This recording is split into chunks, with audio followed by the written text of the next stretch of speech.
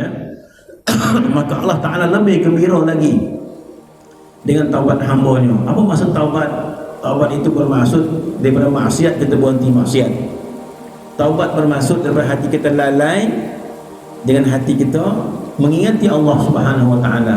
Taubat itu bermaksud kita pertama hampir kepada Allah Subhanahu wa Ta'ala, sebagaimana Nabi kita sallallahu alaihi wasallam bertaubat pada setiap hari, kata riwayat 70 kali, ada kata 100 kali, sehingga tidak dipahami oleh sebagian ulama apa makna Nabi bertaubat, apa makna Nabi istighfar. Kalau kita beristighfar disebabkan dosa kelalaian kita, kalau kita beristighfar disebabkan kelalaian kita. Jadi kalau Nabi beristighfar, apakah Nabi istighfar kelalaian hati dia? Mana mungkin Nabi hati dia lalai daripada Allah Subhanahu wa Ta'ala. Maka ini tidak dipahami oleh para ulama, sehingga Imam Syazuli radhiyallahu anhu, imam kita, imam madrasah kita, bermimpi Nabi sallallahu alaihi wasallam. Imam Syazuli bermimpi Nabi sallallahu alaihi wasallam, dan Imam Syazuli bertanya tentang hadis ini, "Ya Rasulullah, apakah makna istighfar engkau ya Rasulullah? Sekiranya seorang itu tidak ada dosa, sekiranya orang itu tidak ada kelalaian, maka dosa kita adalah dosa hijab. Dosa hijab, hati kita terhijab daripada Allah Subhanahu wa Ta'ala. Hijab, kita menyebut Allah dengan hati kita terhijab, maka itu layak untuk kita istighfar pada hijab tersebut." Maka Imam Syazili bertanya, "Ya Rasulullah, apakah engkau istighfar daripada hijab? Apakah engkau istighfar daripada kekotoran hati engkau, kegelapan hati?" Tidak, Nabi kata. Nabi beristighfar bukan daripada kegelapan, tetapi Nabi beristighfar daripada cahaya. Bermaksud Nabi beristighfar daripada lempahan cahaya. Masya Allah, kita kata, kita nak istighfar apa lagi kalau diberikan lempahan cahaya? Yang kita nak istighfar ini adalah kegelapan. Baca Quran gelap, baca zikir gelap hati, solat gelap hati. Bila baca Quran rasa pahit semacam saja, bermaksud hati kita ada kegelapan. Bila kita berzikir nak lalap je rasa, bermaksud hati kita ada kegelapan. Layaklah kita untuk beristighfar terhadap kegelapan itu. Tetapi sekiranya bila kita baca Quran, Masya Allah, diberikan rasa ketenangan, diberikan rasa kelazatan, diberikan kegembiraan, ini disebut nur, lempahan nur. Bila kita berzikir, kita mendapat ketenangan zikir, kita mendapat kelazatan zikir, ini dapatkan nur, lempahan nur pada ibadat kita. Disebabkan hati kita telah bersih, maka diberikan lempahan-lempahan cahaya. Maka ini bukan dosa, ini kurniaan daripada Allah Subhanahu wa Ta'ala. Allah Subhanahu wa Ta'ala melempahkan berbagai lempahan terhadap zikir kita, diberikan lempahan kelazatan, lempahan ketenangan, lempahan kebahagiaan.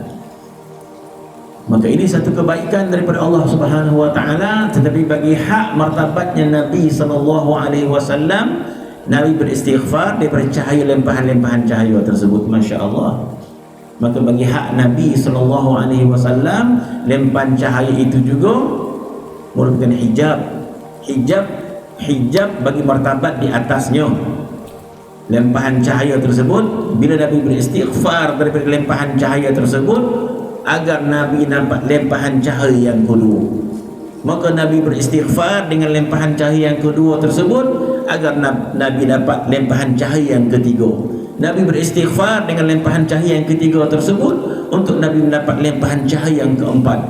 Begitulah istighfar Nabi itu akan diganti dengan cahaya demi cahaya.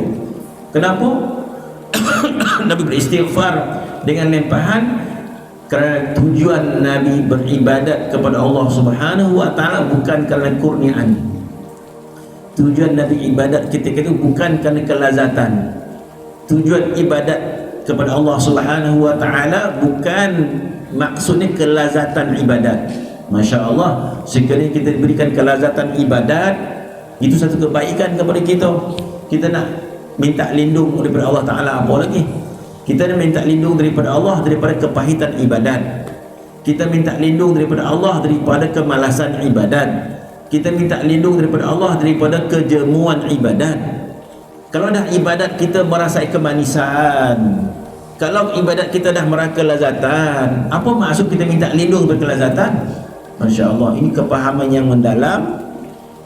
Dengan arti kata, apabila seseorang itu dikurniakan kelazatan dalam ibadat dia, Masya Allah, bukan senang nak mendapat kelazatan dalam ibadat, bukan senang nak mendapat kemanisan ibadat, kemanisan zikir, kemanisan baca Quran. Masya Allah, diberikan rasa kemanisan baca Quran, maka tak jomu-jomu kita baca Quran pagi, petang, siang, malam dan sebagainya.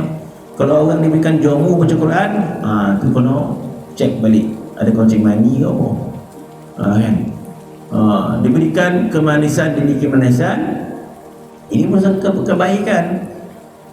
Tapi bagi ahli khawas diberikan satu kepahaman yang lain, iaitu sama ada ibadat, sama ada zikir, sama ada baca Quran, tujuannya bukan kerana kemanisan ibadat itu. Masya Allah, diberikan satu kepahaman yang lebih mendalam lagi, supaya ibadat kita itu tidak kekuatannya bukan disebabkan kemanisan. Agar kita diberikan kepahaman oleh Allah, kita ibadat itu bukan disebabkan kemanisan. Oh, kalau begitu bila Tuhan tarik kemanisan ibadat, malah beramal dah, tak ada mani lagi. Oh, jadi ditakuti kita ibadat kerana kemanisan, bukan kerana Allah Subhanahu wa taala. Masya Allah.